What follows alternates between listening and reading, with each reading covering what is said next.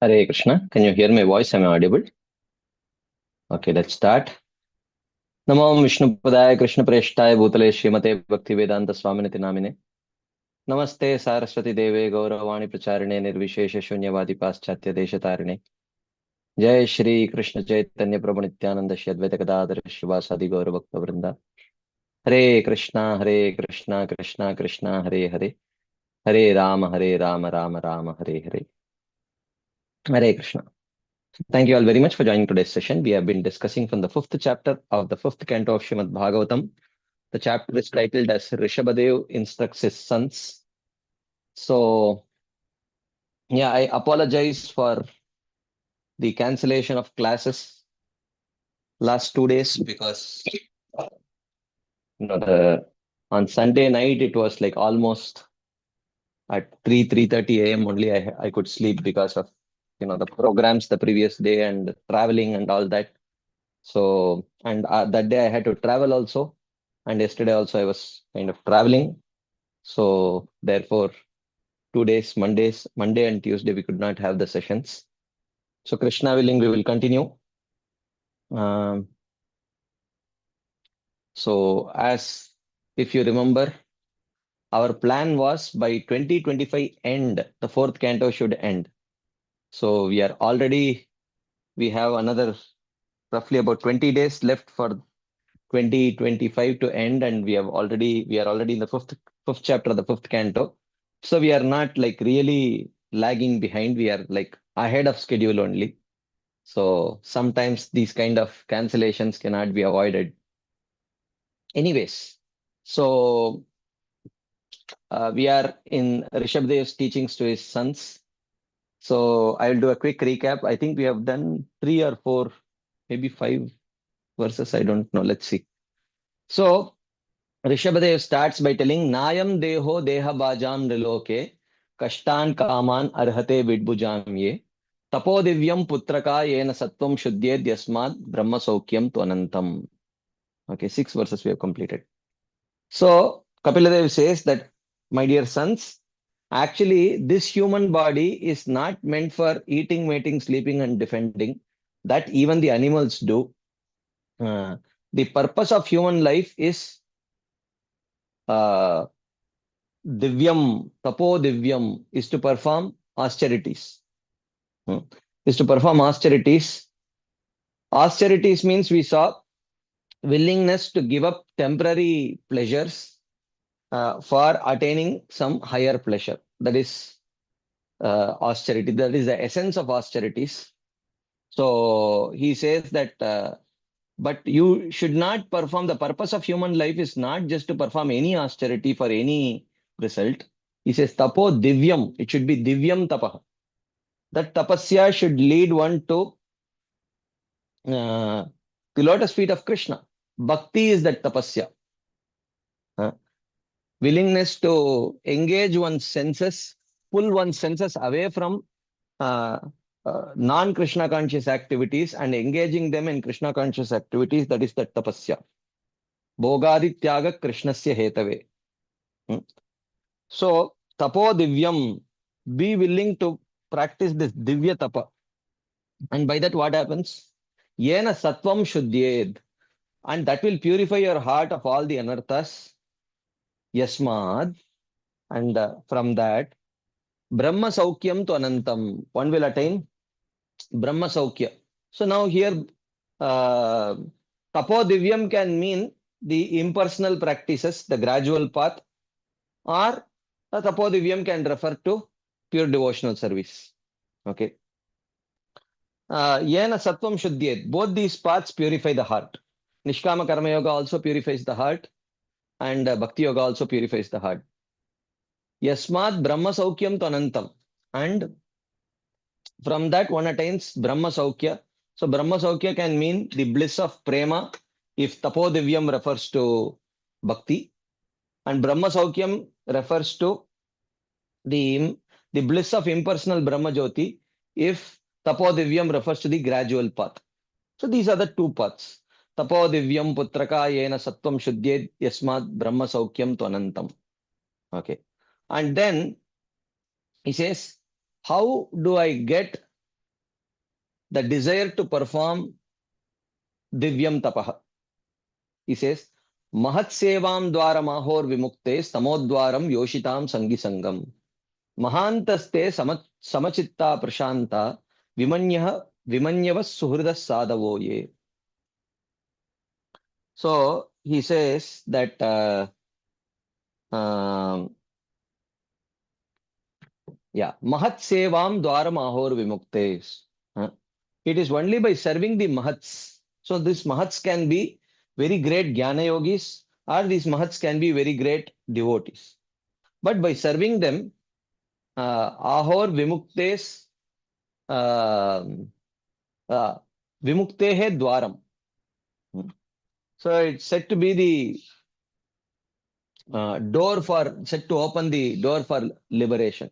Whether that liberation may be the impersonal liberation, which if you come in touch with the Mahats in the gradual line, which is the Jnana yogis, great Jnana yogis or Ashtanga yogis, and if it is the path of bhakti, then it refers to great devotees. Mahat sevan dwara mahor vimuktes, tamodwaram yoshitam sangi sangam. And for both these paths, the the obstacle is yoshitam sangi sangam, the association of womanizers, or the association of those who are indulging in sinful sense gratification. We were discussing the other day. It is more dangerous to associate with sinful people than to engage with that sin itself, because at least if we are engaging in that sin, it will give us some sort of guilt. It may give us, maybe I'm doing something wrong. But when we associate with sinful people, womanizers, drunkards, etc., the very moment someone else is also doing the same thing, it gives us a sense of validation. Oh, what I'm doing is not right. Okay. That is why people also have these, they could take the bottle and go and drink at home or some other place, but they drink the, these, they have these permit rooms, where people who have drinking mentality, they could be there drinking. Why do they make these permit rooms? Because as soon as they see 10 others, 15 others, 20 others drinking, it removes their guilt and allows them to indulge more freely. And that will mean more and more liquor sales. Okay. So this is the problem. Samodwaram yoshitam sangi sangam.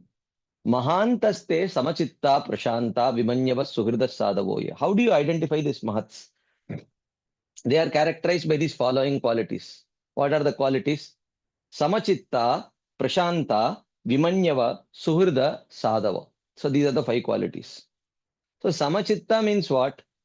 For a Jnana yogi or an Ashtanga yogi, the Samachitta means he is Vidya Vinaya Sampanne Brahmane Gavihastini Shuni Chaiva Shopake Chas Pandita Samadarshina. He sees the same soul present in everyone. Okay. But what does it mean for a devotee? Samachitta means they have empathy. Just like I suffer when someone speaks improperly to me, similarly others will also suffer if someone speaks improperly to them. So let me be nice to them. That mentality, that empathy, empathizing with other people's suffering, putting themselves in our position and then empathizing with them. That is actually the meaning of samachittaha. And prashanta. Prashanta means they are very peaceful, because for the Jnana yogis, because their heart is completely purified of material impurities, therefore they are very peaceful, not agitated by material sense gratificatory desires. Whereas for devotees, prashanta means their intelligence is completely fixed in Krishna, so they may take anxieties for Krishna. Okay. And in taking those anxieties, there is great bliss. Okay, samachittaha. And both of them are free of anger, vimanyavaha. They are friendly to all, suhridaha and sadavaha. They don't see fault in others. Okay. So after talking about the importance of association with devotees in order to get the faith for performing divyam tapaha, he says, Eva mayishe krita sauhridartha जनेषु देहंबर वार्तिकेषु गृहेषु जाया आत्मजराति मत्सु न प्रीतियुक्ता देह योगेन यावदर्थाश्च लोके. He says, and who are these? Amongst these two types of mahats, I will talk about the mahat who is a devotee. Eva, eva maya krita sauhridartha. These, uh, these devotees have made uh, the goal of their life affection for me. Krita sauhridartha. Their goal of life is affection for me. Na priti yukta, but they do not show affection. Janeshu dehambara vartikeshu. For persons who enjoy, talks about people enjoying, attached to eating and drinking, and who have houses, wives, sons, wealth, etc. Yavad arthas chaloke. They live in their house, gaining, getting only so much money as it might support their family, or the mission of their guru. So they are not interested in accumulating more and more just to enjoy this life. They want to accumulate to serve Krishna. Okay. And it is mentioned here that na priti yukta, dehambara vartikeshu janeshu na priti yukta. They do not have any affection. In this context, we had this discussion. Na priti means, it means they are not looking for emotional fulfillment through associating with these kind of people. No priti does not mean no anukampa or no kripa. This has to be understood in line with Ishvare tadadineshu balisheshu disheshu cha prema maitri kripa upeksha yakkaroti sa madhyama. So a madhyamadhikari, even a madhyamadhikari, what to speak of others. Even a madhyamadhikari, he has balisheshu kripa. There is lot of kripa, or a kind of compassion towards those who are not as advanced. So that is very important. So therefore, na priti yukta means they do not look for a kind of fulfilling, they do not look for some fulfillment through establishing a loving relationship with them. Because that emotional fulfillment, one should seek only through devotees, ideally. Okay. Because along with wherever we get our emotional fulfillment from, it is but natural that we start trying to mold our lives according to their value system.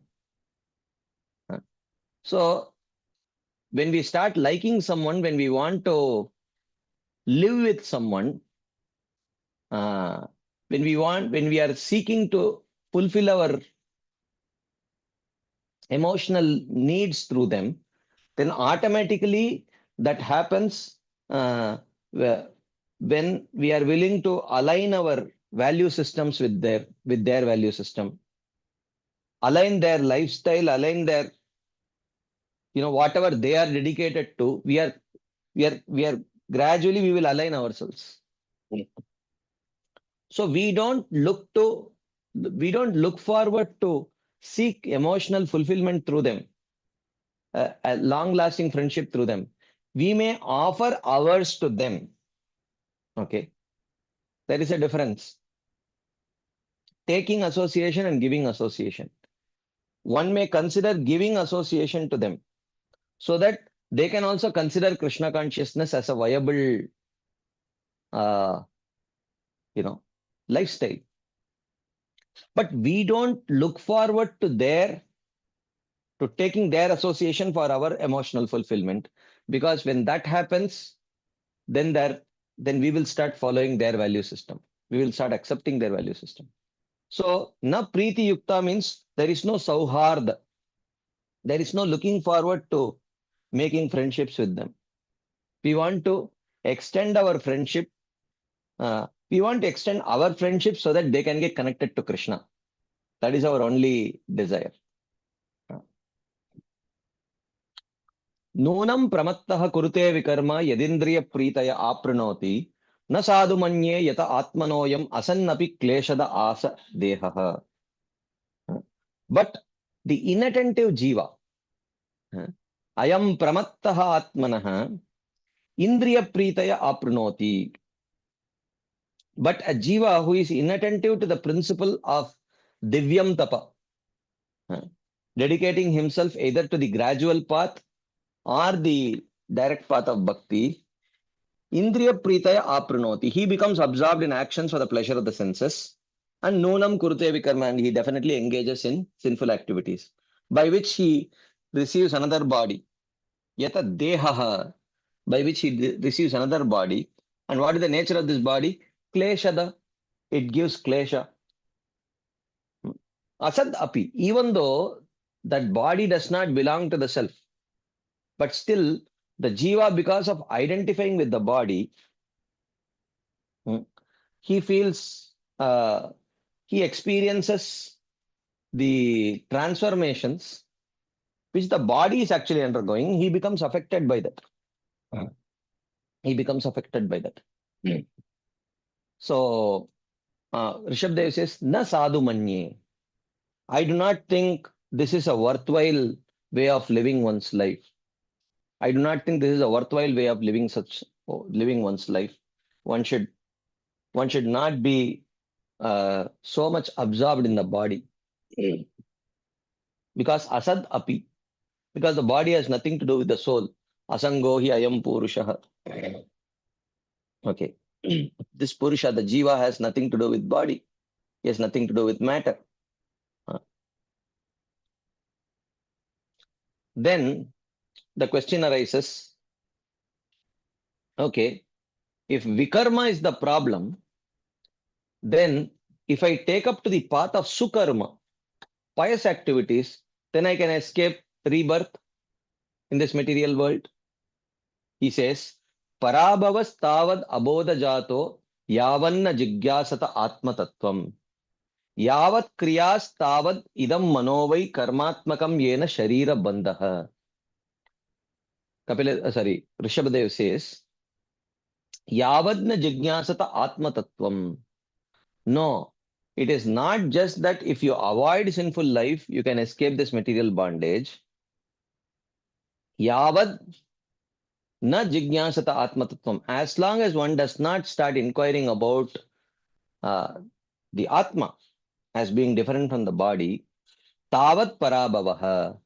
Till then, there is only bondage or defeat, which is abodha jataha, which is born out of ignorance. Yavadna jigyasata atmatattvam tavat parabhavah abodha jataha. Yavat kriyaha, as long as one performs activities which are driven by either sinful or pious inclinations, yavat kriyaha, tavat, till that time, idam manovai karmatmakam, the mind becomes completely absorbed in action. And by that mind absorbed in material actions, yena sharira bandha, it leads to a repeated samsara. So it is not that just by one can avoid rebirth just by removing oneself from sinful activities, but one should remove oneself from both sinful inclinations and pious inclinations. And one should start meditating on Atma Tattva. One should start inquiring about Atma Tattva. Nadarmam nadarmam shrutigana niruptam kilakuru. Vraje Radha Krishna prachura paricharya mihatanu. So this is what Srila Raghunath Das Goswami in his second verse of Manas Siksha, he says that for devotees especially, Don't busy yourself thinking about dharma and adharma.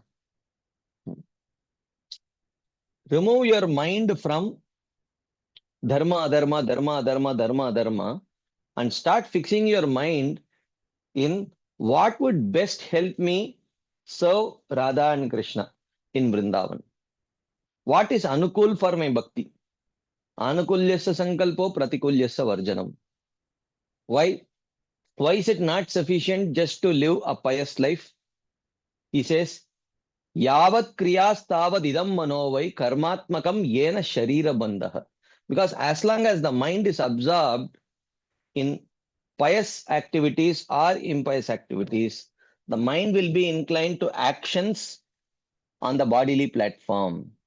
And, and when you perform actions on the bodily platform, yena sharira bandha, that will perpetuate one's stay in this material world. So that is the problem. So therefore, he says that Parabhavastavad abodha jato yavanna jigyasata atma tattvam. As long as the jiva does not inquire about the atma, he remains in bondage created by ignorance. Okay. Evam manak karma vasham prayunkte avidyayatmanyupadiyamane pritirna yavad mai vasudeve na muchyate deha yogena tavad. Then the question arises, oh, if I start inquiring about atma, will it lead to liberation? The answer is no. Inquiry into Atma is only preliminary. The real solution is there has to be Vasudeva Preeti. There has to be an affection for Vasudeva. Evam manaha karma vasham prayunkte. Thus, karmas make the mind fixed upon further action. Since the jiva is engaged in action, Atmani prayunkte avidyaya. Since the jiva is engaged in action by ignorance, Upadiyamane, having accepted a subtle body, Yavad na pritir mai Vasudeva. As long as she does not have devotion for me, Vasudev, Tavad na muchyate deha yogena. Till then, he will not be liberated from the body.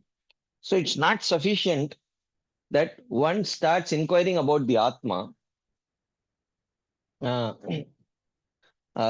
Self-realization is not sufficient for liberation. One has to have Preeti towards Vasudev. So here Preeti can mean at least the element of bhakti.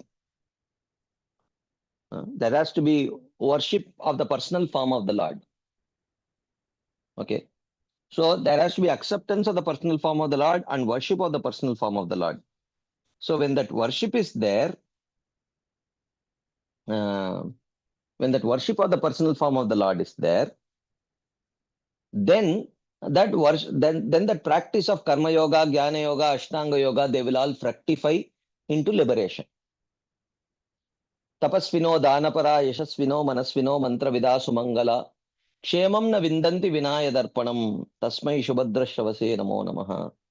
All these other practices of karma, jnana yoga will not bear any fruit if there is no element of bhakti. Mogasha, moga karmano, moga jnana vichetasa. Rakshasim, asurim, chaiva prakritim, mohinim shrita, as Krishna says. That all their efforts in karma, jnana, yoga will all be fruitless if there is no, will all be fruitless if there is no preeti towards the Supreme Lord. So that preeti can mean just a secondary practice of bhakti. If we are talking about the gradual path, it can be the small aspect of bhakti as we see in Gunibhuta Bhakti. Gunibhuta Bhakti is where bhakti is gauna. Or it can refer to Pradhanibhuta Bhakti where bhakti is predominant but there is some element of karma, jnana, yoga, etc.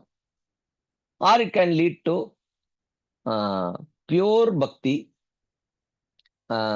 So in each of these cases, it can lead to liberation, but liberation of a different type. Okay. If it is Gunibhuta Bhakti, Then that karma yoga with a small element of bhakti matures into jnana yoga or ashtanga yoga with a small amount of bhakti. And eventually when the karma and jnana part is given up, then that small amount of bhakti takes one to Sayuja Mukti. Okay. But if someone is practicing Pradhani Bhuta Bhakti, uh, Pradhani Bhuta Bhakti where bhakti is predominant, then the Karma Mishra Bhakti can directly give rise to Salokya Mukti, or that Karma Mishra Bhakti may mature into either Jnana Mishra Bhakti or Yoga Mishra Bhakti, and when they attain perfection, it can lead to Shantarati. Okay, in Vaikuntha, they have a very basic relationship with Krishna in Shantarati or at the stage of Bhava. But if one is fortunate enough to receive the seed of pure devotion, which is unmixed with karma, jnana, yoga, etc., then such a person, when he attains perfection, he achieves prema. Okay, in Vaikuntha or Goloka Vrindavan, depending upon their mode of practice. Evam mana karma vasham prayunkte avidyayatman upadiyamane प्रीतिर्न यावद मयि वासुदेवे न मुच्यते देह योगेन तावत. As this mind is fixed in the material engagements, till the time the person develops some level of attachment or love towards Vasudeva, till that time there is no question of liberation. So, merely meditating on the self as being different from the body will not lead to liberation. That is not sufficient. One has to have some at least elemental attachment and worship of Vasudeva. Vasudeva here means any Vishnu Tattva. Okay, so this is where we ended our discussion the other day. It's on Friday, I guess. So now let us continue our discussion further.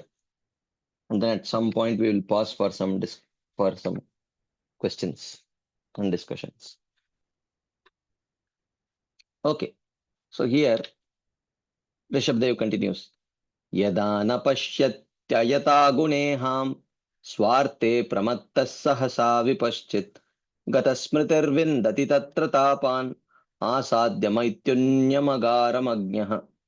Yada vipaschit, when the wise man na pashyati, he does not see guna iham, that desire for sense objects, ayata is useless, agnyah pramattah, he becomes a fool, sahasa swa arte gata smriti, and suddenly forgetting his true nature, asadya maitunya magaram, he attains a house meant for sexual pleasure, vindati tatra tapan, and experiences extreme suffering. Okay. So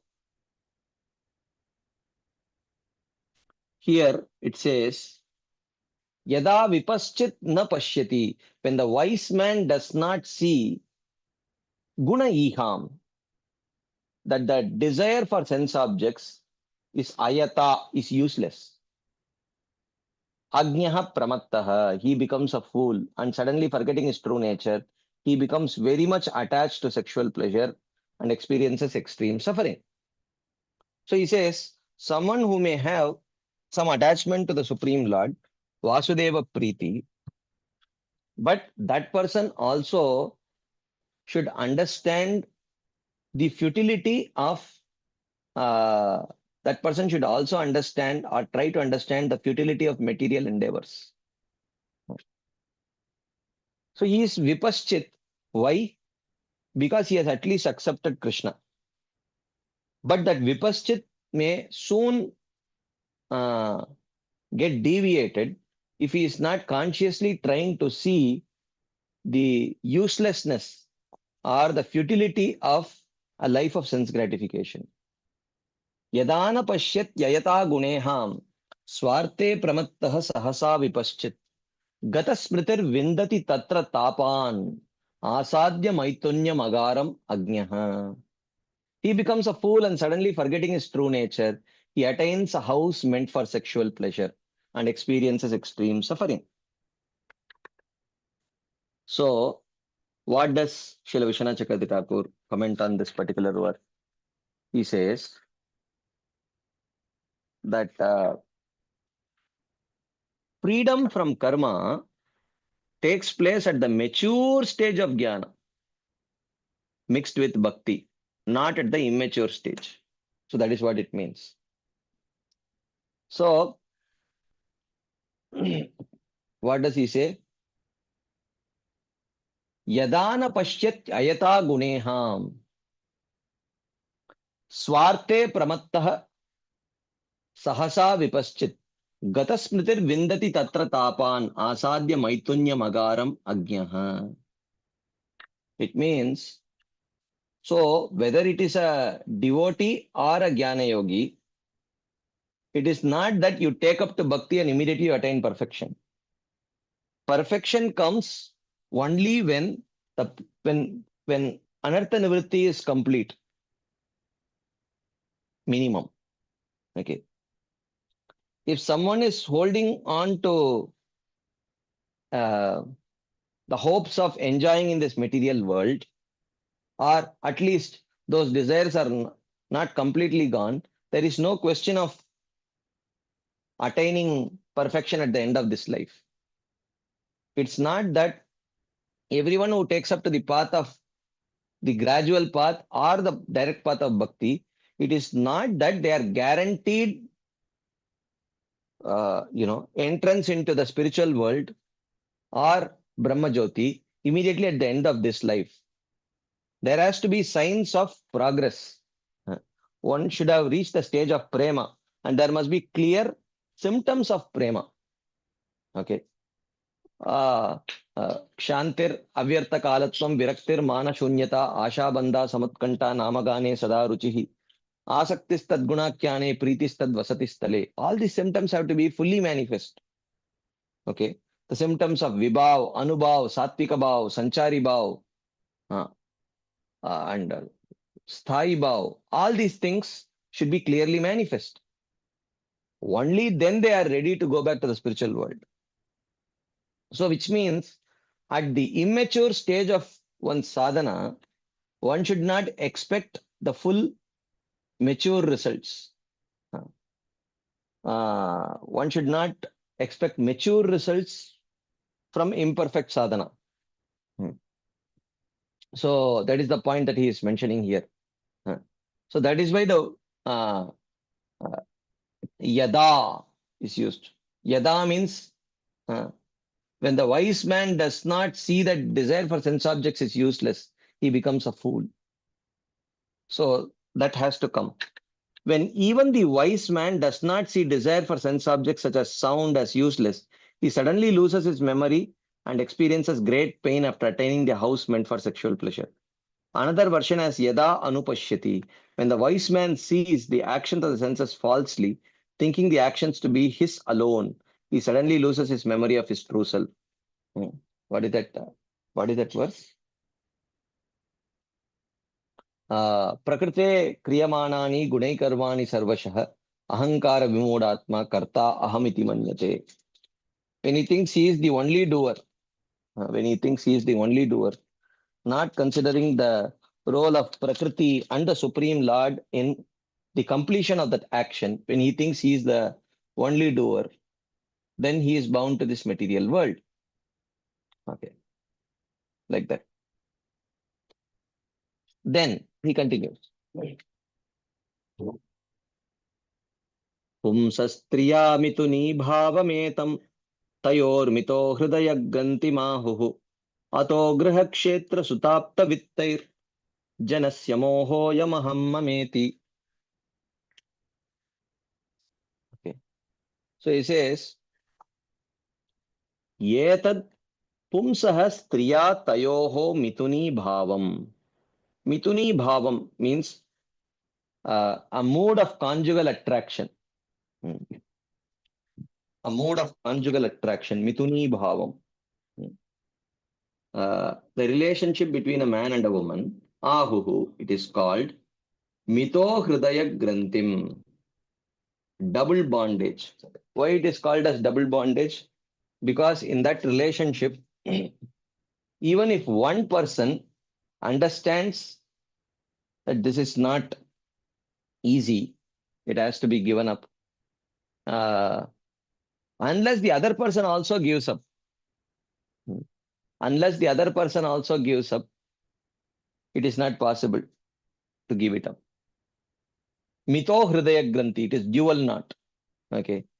So when that relationship happens, it is not sufficient that only one person becomes convinced of self-realization. If the other person does not get convinced, then it becomes very difficult. Okay. Um, so have you ever seen the clips that you use for, have you ever tried this? Okay. Have you seen a clip that we use for the clothes, for drying the clothes? You use a clip to clip for drying clothes. Just give me 1 second. It's already 100. I again thought it would not be 100, but somehow it has reached. I will just send the link.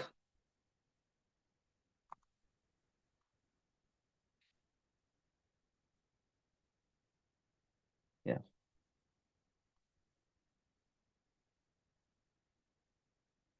Okay. So have you seen that clip? How many of you have used, how many of you understand what I'm talking about? The clips that they use for, uh, you know, for drying the clothes. Okay. You press them and the mouth opens and you leave it and the mouth closes, right?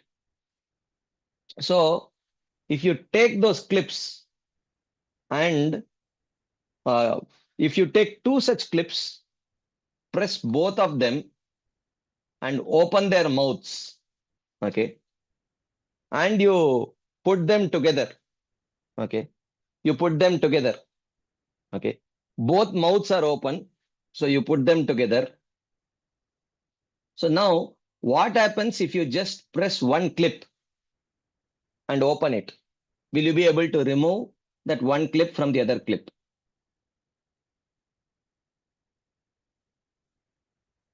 Will you be able to remove? How many of you are trying to understand, what I'm telling? Take two clips, press both of them open, put their mouths together and jam it. So now, if you just press one clip to remove it, will you be able to remove? No, right? It is not possible. Both have to be pressed. If both are pressed, then you can remove. This is the problem. Okay. So when there is mituni bhavam, when there is this mituni bhavam, then it is called as mito hridaya granthi. It is called as a double knot. Okay. So only one clip pressing will not do the job. Both clips have to be pressed. Okay. So this is not so much true. You can say this reaches its extreme state when there is mituni bhavam, when there is a conjugal attraction between a male and a female. But to some extent, this is true with all kinds of relationships also, human relationships. Okay. With all kinds of human relationships, this is true. Not just Mithuni Bhavam, but when the relationship is conjugal, it reaches the topmost. But even in other relationships within this material world between human beings, it is uh, it is actually very strong. But between objects and people, it is not so strong. Between objects and people, it is one way. If the person becomes detached, the object does not maintain, the object anyways never had any attachment to the person. Okay. It is like if you take these two clips, okay, uh, press one clip and put it to the handle of the other clip. You're not pressing the other clip. Okay. Now, do you understand? Are you able to visualize what I am telling? This second example. In the first case, you pressed both the clips. I just wish I had some artistic, I mean, at least bare minimum artistic capacity, but I'm sorry, I don't really have. Okay. So, but still, I'm going to try. Okay. This is a clip, let's say. Okay. So, uh, and this is a clip. Okay. Let us say, uh, oh, someone says I can switch on a video and demonstrate. No, no, no. I don't wish to do that. Okay. So this is a clip. You can say this is, you can call this the ear of the clip, ears of the clip, and this is the mouth of the clip. Okay. And this is also ears. Okay. So now this is clip one and this is clip two. Now, if you press the ears of clip one and clip two and put both the mouths together, then if you just press the ears of one clip and try to gain release, you will not be able to gain release. Okay. But if you press the ears of clip one and put it to the ears of clip two, then if you want to gain release, all you need to do is press the ears of clip one and then you will gain a release. Let's say you put, okay, like this. Okay, here you put the, okay. So this is clip two, this is clip one. So you put the mouth of clip one to one of the ears of clip two, then all that you need to do is to press clip one and you will gain release. That's all. Okay. You will gain release. Okay. So this is the point. So this is the relationship between human beings and objects. Human beings and objects. So in that there is only one clip that is pressed and released. That is the human clip. The object has, has no attachment. Uh, Dull matter has no attachment. Only conscious people have attachment. Okay, only conscious people have attachment. Dull matter has no attachment. So here you see, so even though it says Pumsastriya Mituni Bhavameta Tayor Mito Hridaya Granthi Mahuhu, even though this attachment reaches its peak when it comes to conjugal attraction between male and females, but even in other relationships, relationship between human beings, at least to a smaller extent, it is always there. Whether it is the relationship between, whether it is the relationship between a father and a mother, or a mother and a son, or a mother and a daughter. So just this morning, just 10 minutes before the session started, about not 10 minutes, maybe about half an hour before the session started, I was chanting and there was a lady voice screaming, and it did not stop. It continued for a while. So I just went down and checked out what was happening. It was like a desperate cry for some help or something. So I went down and one mother was searching for her child. So one mother was searching for her child and she was crying and she was desperate. And then I calmed her down and I asked what happened. And she said, her 10-year-old child who was mentally challenged, she had somehow, just when the mother dozed off for a while at morning 5 a.m., somehow the child opened the gates and went out. Mentally challenged. Okay. 10-year-old. And when she woke up, she realized that, she could not find the child. So she was screaming and desperate.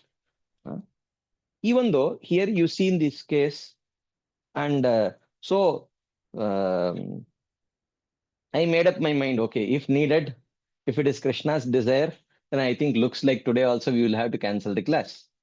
Okay. So we two of us, we went. Okay. Two of us, we went and we started searching. So someone gave, while we were searching, people started giving clues. Yes, yes, we saw that, this girl was moving around and at 5:30 in the morning, like that. And she was roaming around. We did not know. And then we went searching and then we found her. Okay. We found that girl, 10-year-old girl, mentally challenged. And in the meantime, she has another mentally challenged child at home. So she has two daughters, both are mentally challenged. So one daughter was at home, so she cannot leave also. And both the husband and the father, they had gone for night shifts. They both were working night shifts. No one at home. Only the mother and two mentally challenged daughters, and one daughter has left. And she's screaming literally. And then finally we went and found out. Now you see in this case, this is not a conjugal relationship. This is a relationship between a mother and a daughter. The daughter, because of her mental illness, she was in one sense like detached. Huh? So she was detached. But still, the mother's attachment does not go away because both are conscious entities. Okay. So both the ears of the clips should be pressed. If only one ear is pressed, it will not lead to. So this is Mithuni Bhavam does not just refer to the conjugal relationship, but it reaches its pinnacle especially in conjugal relationships. The relationship between a man and a woman is called double bondage. Okay, someone has shared some pictures of these clips Rasayan Katha Prabhu has shared. You see here, uh, okay, you see here, the first photograph is the Mito Hridaya Granthi. Okay, even if you press one mouth, the other mouth is holding the clip, so the bondage is not released. The second, you put the clip to the ear of that other clip, you see the photograph. So if one mouth is pressed, so this is the relationship between things and people. So if people release, then the things will not hold on to, like that. Okay. So, okay. Ataha, this ataha janasya mohaha. This creates illusion for the jiva. This double bondage creates illusion for the jiva. In what form? Griha kshetra suta apta vittaihi. In relation to house, property, sons, relatives, and wealth. This creates illusion for the jiva in relation to house, property, sons, relatives, and wealth. Aham mama iti, in which he thinks, I am this is mine, like that. Pumsastriya mituni bhavametat tayor mito hridaya granti mahuhu ato grihakshetra sutapta vittair janasya mohoya maham mameti. This creates illusion for the jiva in relation to house, property, sons, relatives, and wealth because he thinks all of this is mine. And who am I? I am this body. Aham mameti. Like that. When one identifies the actions of one's senses with oneself, the illusion arising from association with family members is greater than anything else. Two knots are tied between husband and wife. One knot is, this is my wife. On this knot, the second knot is tied. This is my husband. Okay. Though the man may desire to give up relationships, the wife will not give him up. This is the depth of the knot. The knot tied between father and son is also implied. You see here, the father and son. In this case, it was mother and son. The example, mother and daughter, the example that I gave. Mother and daughter. So even though the daughter, because of her mental condition, acted as if completely detached, but the mother was screaming. She was screaming and, she could not give up. Not wrong. Naturally, mothers I'm not proposing that mothers should start getting detached from their sons and daughters. Not in that sense, but in the sense that if one cannot, you know, uh, you know, make it Krishna conscious, then that attachment may take us away from Krishna. If one is not attached to a family but identifies as one's possessions, one's clothing, chairs, or utensils, the bondage is not so great since there is no mutual bondage. Wherever there is a relationship with mutual bondage, uh, unless both people become detached, it becomes very difficult. It becomes very difficult. But this is not true with attachment to things. One can give up attachment to things. Of course, even in that, personal detachment is important. We cannot take personal detachment also to be granted. Yeah, I will become detached. I am attached to things only. Anyways, things are not attached to me, but I will become attached. But one cannot take personal detachment also one cannot take it for granted, because personal detachment also is very difficult. There has to be very conscious, uh, determined endeavor. Without conscious, determined endeavor, personal detachment will also be difficult. So we think that, oh, all I have to do is press my part of the clip, the other clip, anyways, it is just an object. No, the point is we will realize when we start pressing that clip, we will realize, how hard it is to press that clip. You know, I'm not, I'm not able to press it open at all. It is so hard. Okay. So one cannot think that attachment to things will also go away very easily. Unless there is a conscious endeavor, it is not possible. Okay. Because of the mutual knot in the hearts, one falls under illusion thinking I am a householder. This is my house, like that. Ato grihakshetra sutapta vittair janasya mohoya maham mameti. Okay. Like that.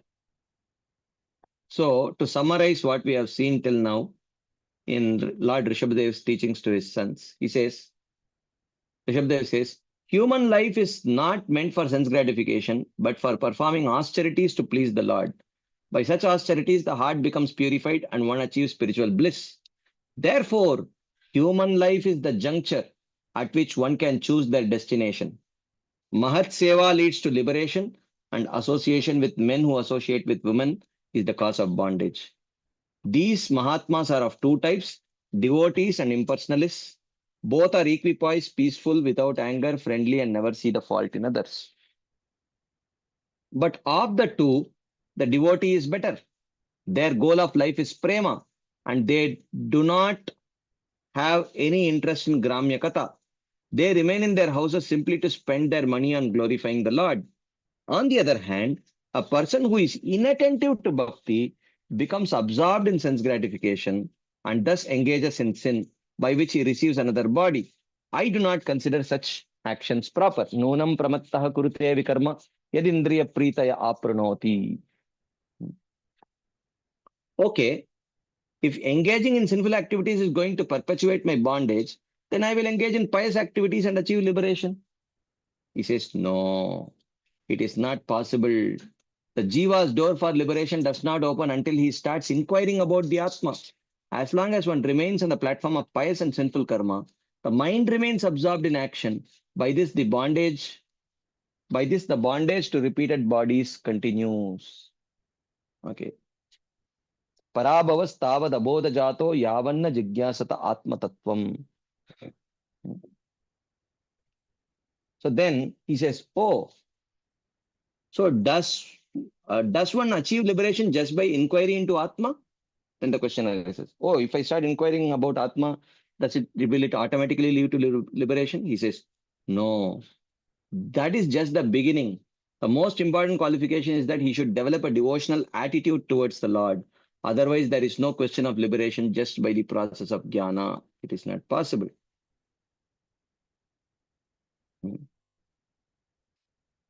So then he says, what is the symptom of a person who is ready for liberation by accepting such a process? What is the symptom? He says, such a person is convinced that any desire for sense gratification is utterly useless. If one has not reached this stage, then when he comes in touch with sense objects, forgetting his true nature, he attains a house meant for sexual pleasure and experiences extreme suffering. Then he says, there are so many kinds of pleasures. Why are you specifically mentioning about the pleasure of sex? Maitunya agaram, he says, right? The previous verse. Gata smritir vindati tatra tapan asadya maitunyam agaram agnaha, he says. So he says there are many kinds of pleasures. Why are you specifically mentioning about the pleasures of sex? He says, this is because the relationship between a man and a woman is double bondage. Even if one wants to give up, the other holds on. But attachment to other sense objects is one-sided. Further, this relationship with the opposite sex tremendously increases the feeling of aham mameti. Aham mameti. Okay. Because it happens, especially when one gets married. Prabhupada also many times writes in the purport. When one gets married, that conjugal attraction propels him for material prosperity, to pursue material prosperity. Okay. But without marriage, let's say the person remains unmarried. Okay. And he may have the responsibility of taking care of his father or mother. Okay. So that does not provide that level of stimulus for material prosperity. Okay. So the stimulus for material prosperity is triggered to a great extent in the conjugal relationship than in any other form of relationship.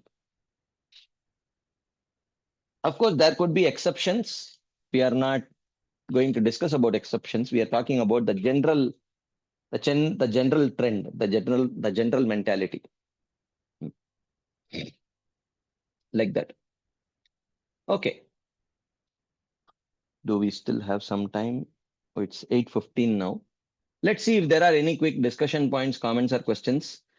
If there is not much and we are still left with some time, then I will cover one or two more verses before we end. So, but for now, we will pause to see if there are any quick discussion points, comments, or questions. Some things in the chat box, let's take them first. And after that, we will open up for some verbal discussion points. Okay, some chat questions are there. Samachitta, one considers others' pains and pleasures as one's own. How do we understand Bhagavad Gita 2.11? What is 2.11? The Supreme Personality of Godhead said, while speaking learned words, you are mourning for what is not worthy of grief. Those who are wise lament neither for the living nor for the dead. Okay, I am not able to really understand your question. Better you raise your hands and you can verbally speak, Prabhu. I'm not able to exactly relate with your question. Hare Krishna, Prabhu. Dandavat pranams, Prabhu. Dandavat, Prabhu. So, Prabhu, it seems there are two versions. I'm trying to reconcile, Prabhu. Samachitta, one, to consider happiness and distress, to rise above the happiness and distress, not being carried away by the duality. And also we are hearing the other version, to consider others' distress and pleasure to be one's own pain and pleasure. Correct. So on that front, Prabhu, in this sloka, Bhagavad Gita sloka, when Arjun laments situation, the Lord first thing he says is the wise men do not neither lament neither for the living nor for the dead. It seems that they are not worried about others, is what the message that comes out, Prabhu. I just wanted to check. Yeah. So when Krishna gives that instruction, what it means is that the lamentation, you should understand that the lamentation should not be born out of bodily identification. Hmm. You should not be identifying with your body. Hmm. Okay. Hmm. But for devotees, Hmm. that is true. For devotees, what is more important is how can I connect that soul to Krishna? Hmm. So, and the souls may be at different situations. Hmm. The souls may be in bodily consciousness of life. The souls may be on the platform of soul, whatever it may be. Hmm. If they are on the bodily concept of life, Hmm. then unless you go to their situation and handhold them and bring them to a higher consciousness, it is not possible. You cannot just say, oh, he is not the body, his lamentation is very insignificant. If you Hmm. just leave it like that, the conditioned soul will remain a conditioned soul. Hmm. Hmm. But the point is not to just see the other person as a soul, but to see that the other person is a soul, but he is acting on the platform of body. And if only he can come closer to Krishna's lotus feet, Hmm. then he can also escape the material miseries and, experience the bliss of his eternal relationship with Krishna. Hmm. Hmm. So, for that, we have to see Okay. when I was a conditioned soul, Hmm. which most of us are still are, Hmm. uh, you know, for me, this material misery was uh, such an obstacle for me to come closer to Krishna. Hmm. Hmm. Hmm. But somehow, some devotee, Hmm. he came, he empathized with me, Hmm. and that empathy Hmm. created that bond because of which I started looking through his eyes. I started looking at the world through his eyes. Hmm. But the ice was broken by the empathy of the devotee. Hmm. Hmm. Okay. Hmm. Okay. So Okay. the point is, yes, we don't we don't get so much involved Hmm. thinking that, oh, the ultimate goal of life is, like I gave the example of the mother now running behind the child. Hmm. You know, that is not the purpose of life. Okay. Hmm. But if you can't empathize with them, Hmm. if you cannot empathize with their suffering, Hmm. how are we going to get them to look towards Krishna Hmm. when we are not going to get them to look towards us only? Hmm. If Hmm. they see us as absolutely insensitive people, then Hmm. they are not going to listen to what we say. Hmm. Hmm. Hmm. Right, Prabhu. Yes. So the point is, yes, from an overall perspective, you understand we are not this body, material relationships is not all in all. Hmm. But at the same time, Hmm. when you see that the ultimate goal of life is to make that living entity look towards Krishna. Hmm. Hmm. Okay. Okay. Hmm. So when you want to accomplish that, you Hmm. have to come to their level Okay. and empathize with them at their level so that there is an initial connection made and slowly Hmm. handhold them to bring them to a higher level. Okay. Okay. Okay. Okay, Prabhu. So thank you, Prabhu. I think you talked about this in some time back also. You just got recollected. So, Prabhu, just one confirmation, Prabhu, here with respect to this answer. If I look at somebody's material suffering, say somebody is even very poor, not even able to fulfill their bare bone material necessities, uh, Mhm, say even suffering out of hunger or not able to pay for even education, or mhm. some poor family not able to get the girls get married also because of finance issues and things like that. So Yeah, does it mean that it does not warrant any emotion in the heart at all, Prabhu, knowing that it is just material? it does not warrant any emotion. Emotion of the emotion towards their suffering, knowing that it is No, just that's what material. we discussed right now, right? No, no, correct, Prabhu. Yes, yes, I got the answer. Our empathy is only in relation to raising them to Krishna consciousness is something that I understand, Prabhu. But Yeah. bearing that, I'm saying, bearing that, Mm. just looking at their situation, Yeah, just looking at their situation does not warrant any emotion at all in the heart, Prabhu. Is that what it means? it does warrant an emotion. And the Hmm. emotion is just like now that I have Krishna consciousness, Hmm. even while possessing Krishna consciousness, Hmm. if I get understanding the trivial nature of the suffering in this material world, Hmm. if after understanding all of that, if still I am suffering Hmm. due to material conditions, Hmm. then without that Krishna consciousness, how much more they would be suffering? Exactly. Because they have no one to hold on to. They have Exactly. no Krishna to hold on to. Hmm. So Hmm. without that support, they Hmm. would be suffering all the more. So Yes. therefore, they definitely need that help. When Yes. they get that help, Hmm. then through us, they may catch hold of Krishna. And once they catch hold of Krishna, then at least they have Hmm. some support. Okay. So that is how we should see. Okay. Okay. Beautiful, Prabhu. Beautiful. Thank you so much, Prabhu. Hare Krishna. Okay, something else in the chat box. Let's see.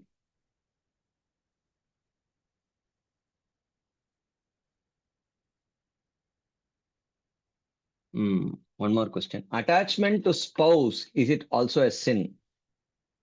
No, it is not sin. Uh, but attachment means one has to be, what to say? Um, attachment is natural. Okay, it is natural. Uh, but one should consciously try to bring it closer to Krishna. Tavad ragadayastena stavat karagraham graham tavad mohongri nigado yavat Krishna natejana. So when you can make the relationship very Krishna conscious, when you can push that person to come to take up the Krishna consciousness seriously, when you are willing to encourage each other in coming closer to Krishna, then that relationship becomes very auspicious. Okay, that is the point. We know that it slows down bhakti, but is it a sin? No, not. It's not a sin. Definitely not. And Srila Prabhupada mentioned several times that intercourse only for children. What if indulged due to lack of sense control? Okay, this is a very touchy topic, and I don't feel very comfortable talking about it. Uh,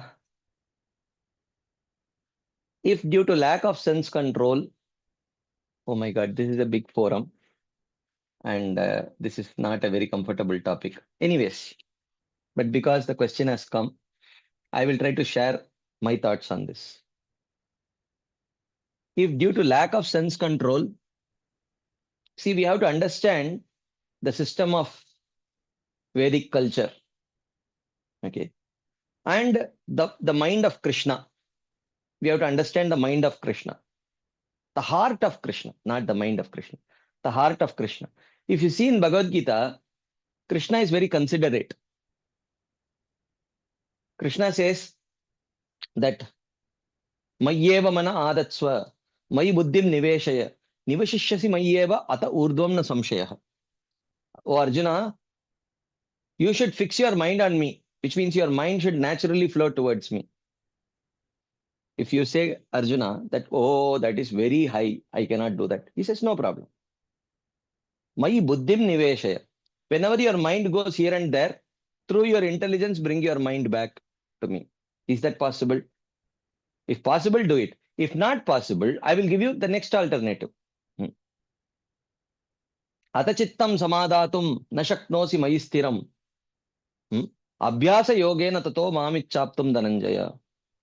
If you cannot fix your mind naturally on me, then practice to fix your mind on me.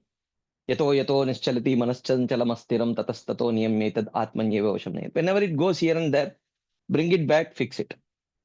Okay.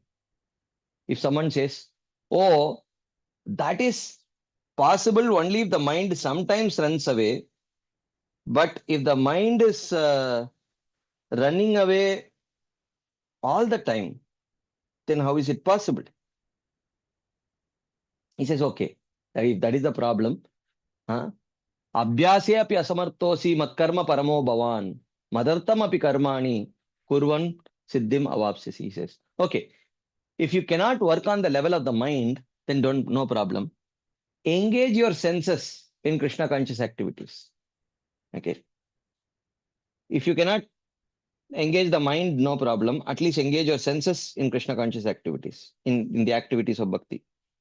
If someone says, oh, even that is not possible, then Krishna says, fine, no problem. At least engage in Nishkama Karma Yoga. Ata etadapi asaktosi. If you cannot do even that, then you do karma phalatyaga. Engage in your varnashrama duties and offer the fruits to me. Like that, if you see everywhere, Krishna says, if you cannot do this, do this. If you cannot do this, you do this. If you cannot do this, you do this. So Krishna and, Krishna's heart is very considerate. He does not give unrealistic uh, rules and expectations. So, so that he does not compromise the ideal standard, but he is very considerate of where you are, how far you are from reaching that ideal standard. Okay. So, uh, so the point is that when it comes to, for example, when it comes to Ekadashi also, okay, the best is, if you can fast even from drinking water, and perform the 3-day Ekadashi, start fasting from the previous day only, Dashami only. And, there are many different rules and regulations. Whole night you don't sleep on the day of Ekadashi. Okay, like that. There are so many rules and regulations. If you can follow all of that, very good. If not, at least do on the day of Ekadashi. If even on the day of Ekadashi, if fasting from water is not possible, then drink water. If only water is not sufficient, then take some fruits. If only fruits is not sufficient, then take some Ekadashi prasadam. If due to, Haribhakti Vilas says, if due to some problem, even you cannot sustain with Ekadashi food, one says that the most important thing is take some grains and actually engage in Shravanam Kirtanam. So there are these rules like that. So the principle is, when Srila Prabhupada said that, one has to unite only for begetting children, that is the highest standard. That is the highest standard. Okay. But if someone has very extraordinarily uncontrolled senses, okay, or if their spouse has uncontrolled senses, they are convinced that union should only be for procreation. But what if the spouse is not convinced? And if we don't cooperate, what if the spouse, we may push the spouse in the direction of adharma? This problem comes. So we have to see, this is the highest standard. But if highest standard becomes impossible, either because of our own weakness or the lack of conviction or weakness of the spouse, then we have to see if we can follow the second best thing. To engage in union outside of one's marital life is much more sinful. Okay. So better than that is to have union within the marital wedlock. Okay. So one has to see how, one has to consider one's situation in life. Okay.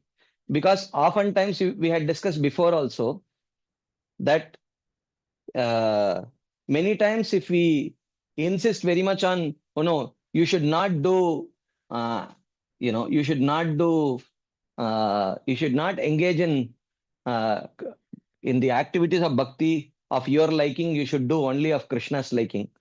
When sometimes you push people in that direction, people will feel guilty of engaging in Krishna, in activities of Krishna consciousness of their liking only. So then what they will do, when that mind craves for likable activities, they will engage in non-Krishna conscious activities. Okay. So there are certain things which can be followed ideally, either if one is at the stage of Nishta, Ruchi, or Asakti. If you force them upon people who are struggling at the stage of Anartha Nivritti, uh, we will infest their hearts with lot of guilt, and they will start having secret lives. Okay.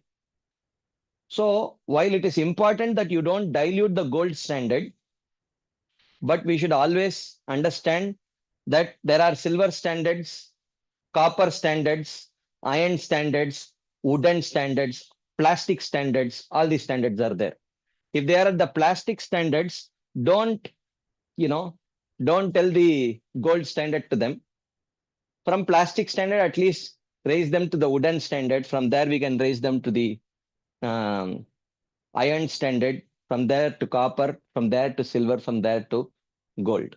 So the principle is somehow make inspire them to take the journey in the right direction.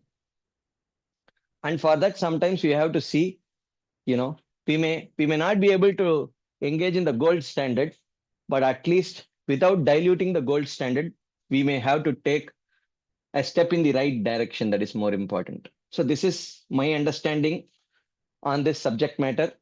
I may be, I don't know, some people may crucify me for this, but I am sharing my take on this. Okay.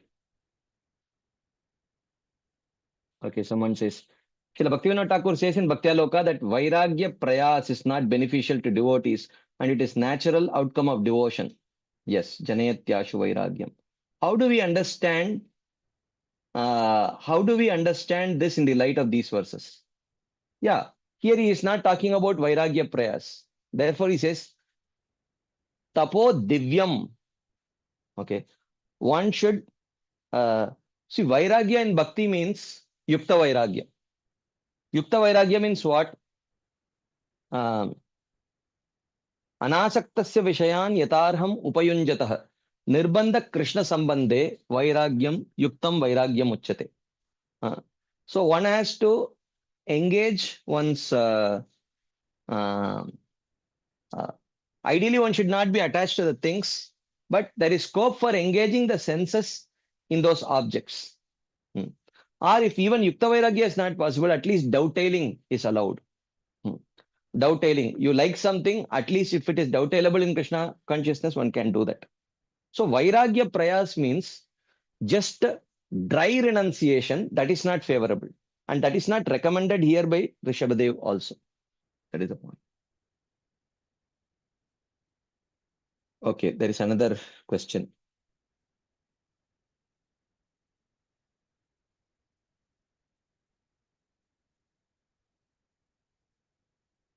Okay.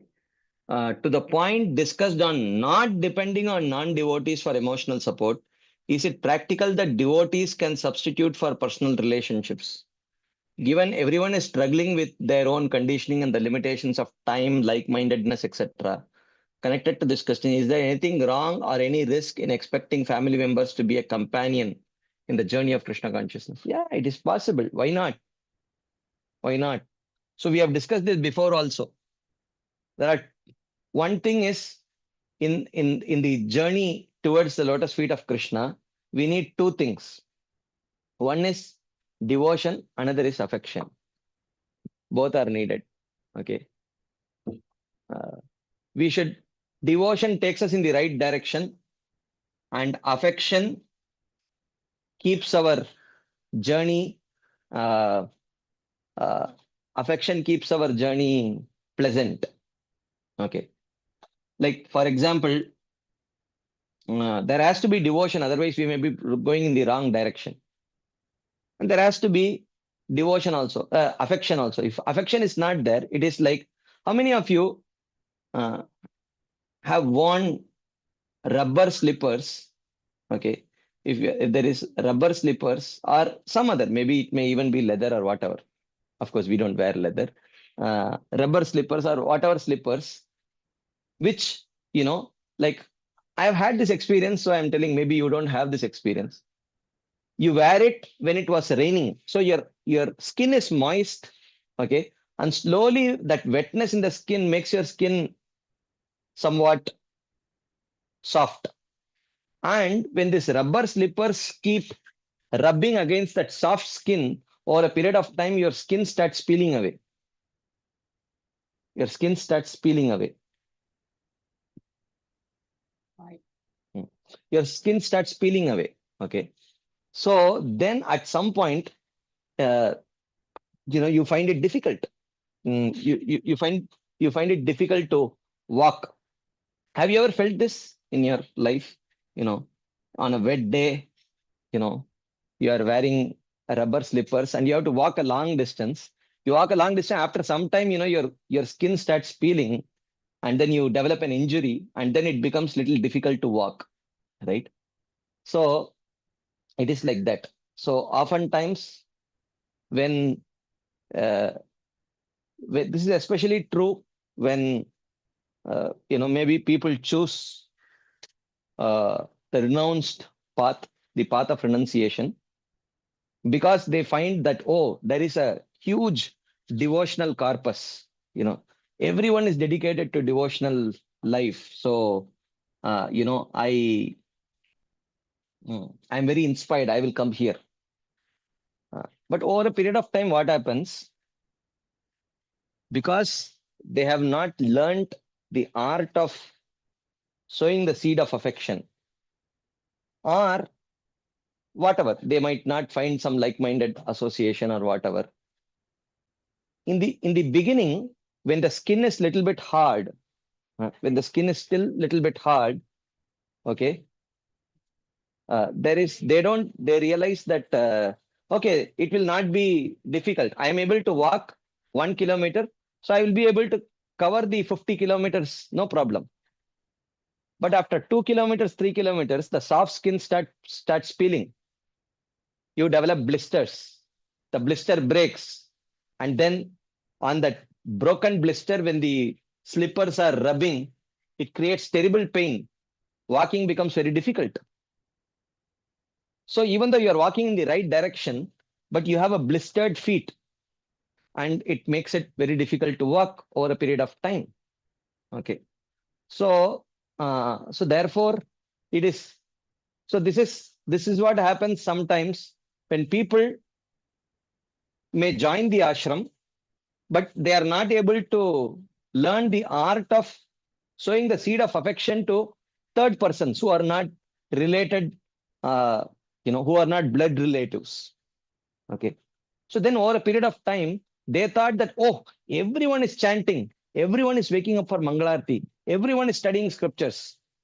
So this journey will be very wonderful. They think like that. But over a period of time, their feet becomes blistered. Then they realize that, yes, still everyone around me is waking up for Mangalarti.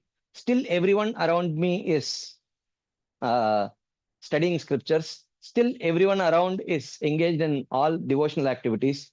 But somehow I am finding the journey very difficult.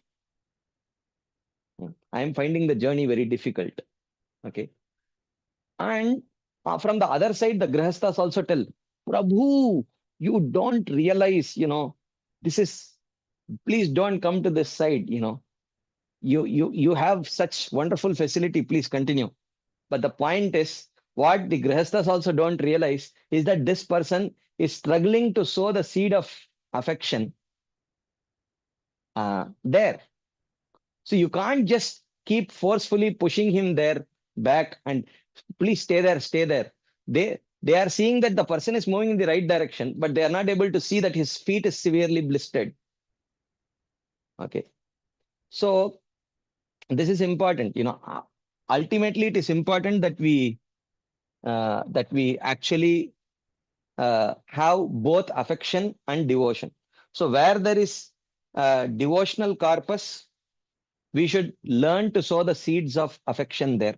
And where there is a pre-existing affection corpus, we should learn to sow the seeds of devotion there. So then one can be a successful grihastha if he learns the art of sowing devotion where there is a affection corpus, or he can be a successful brahmachari or a grihastha if he learns to sow the seed of affection where there is a devotional corpus, but both are needed. Preeti is needed. If Preeti is not there, then with blistered feet, we will not go for long. It's not a very easy path to uh, complete, actually. Okay.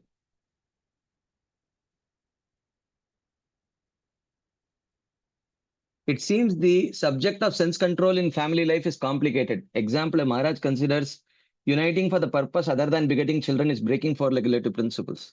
Yeah, in the strictest sense, if you see, it is actually breaking four regulative principles, but it is but this kind of breaking of four regulative principles is still better than pushing your other partner to consider breaking the four regulative principles in a more grosser way. So we have to see, you know, we can't compare everything always with the gold standard. You have the gold standard, but if in you are following gold standard, if you are pushing your partner to consider the plastic standard, then better you follow the silver or copper standard so that the other person also is willing to follow the silver or copper standard. Then maybe both of you together can aspire towards the gold standard. I think that's a more practical approach, I feel. This is my opinion. I may be crucified for this, but okay, I am ready. Okay, one last point. Yes, Keshav Premat. Hare Krishna, Prabhuji. Prabhuji, regarding that third shloka, that attachment, I mean, one works on the basis of karma, then he has to get attached to devotees, like that we are seeing, Prabhuji. When the Lord is saying, you should have developed preeti for me. Then Yeah, only you can come out of this. yeah, Prabhuji, in this, Prabhuji, Prabhupada always writes, a jiva cannot remain unattached. It has to be attached to something. If it yeah, is not attached to Krishna, it will be attached to Maya, Prabhuji. So yeah, here, the Lordship is telling, at least get attached to me. So, but we see that these Gyanis, yogis who just want to enter into Brahma Jyoti, they also yeah, should follow this path only. That's what is explained, that they should get attached to the Lord, and that's what you're explaining about Guni Bhutta, I mean, Pradhani Bhutta Bhaktas also they should do devotion, Prabhuji. So yeah, attachment to the Lord means then they will have the preeti, and naturally attachment will lead to service, na Prabhuji. So how is yeah. that? Not How that they can don't attach? serve, not that they don't serve, Hmm. uh, but they may not have that level of service attitude that the devotees have. They Oh, have some minimal service attitude, a relationship of gratitude for what they are receiving from the Supreme Lord. That much they will have. It's not so that they will that. not serve at all. Oh, so but the attachment they have for the Lord is same as we have, or we will have a better No, attachment, Prabhuji? Like, we have our hmm. attachment is to establish a relationship with Him. Their Oh, attachment oh, is for what they are receiving from the Supreme Lord. oh, in the level of gratitude alone. Yeah, yeah. Thank you, Prabhuji. Right. Okay. We will pause here. Thank you all very much for your patient listening and your enthusiastic participation. We'll continue this discussion tomorrow. Srila Prabhupada ki jai, Srila Vishwanath Chakravarti Thakur Pad ki jai, Srimad Bhagavatam ki jai. Hare Krishna. Thank you very much. I think Radha Pramod Prabhu's class is there. Is there, na Prabhu, today?